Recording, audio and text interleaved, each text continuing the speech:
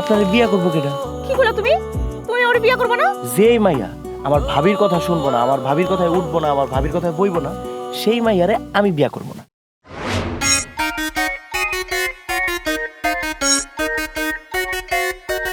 তোর লজ্জা করে না এই বয়সে ভাবির কাছ থেকে টাকা নিতে? ছেলেটার একটু হাত খরচ লাগে না?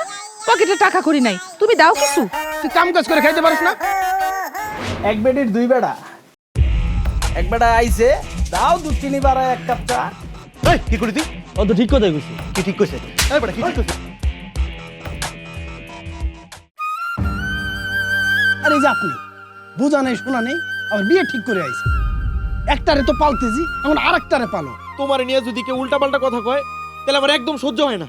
আর তোমার নিয়ে যে উল্টাপাল্টা কথা কইবো আমি হেরেই মারবো। তোমার আমি কইছি না বিয়ার পরে তুমি ভাবির কথা আর আমরা কইবা না, ভাবির আশেপাশে যাইবা না।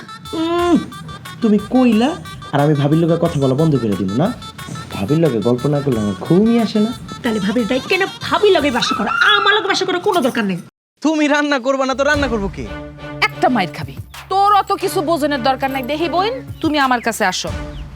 শোন, তোরা খাওন পাইলেই হইল, আমরা দুই বইনে মিলা কেমনে কি করো সেটা আমগো বিষয়।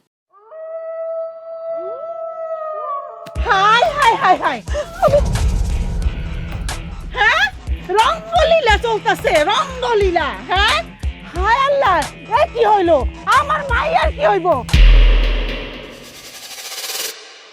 ভালোবাসার ঘর আমার, ভালোবাসা। আমার মাইয়ার সংসার নষ্ট করব, হ্যাঁ দেওর রে হাতের মুঠায় নিব, এটা কোনোদিনই হইতে দিব না। তোমার ভাই আর ভাবির লগে এই সংসারে একারিতে আমি আর খামু না। আমার ভাই ভাবিরা আমি আলাদা করে দেবো? তুমি কি পাগল হয়ে গেছো নাকি? আর কালকে আমি গ্রামের 10 জন লোক ডেকে আব্বার সয় সম্পত্তি যা আছে ঘর বাড়ি সবকিছু আমি ভাগ করে দিব।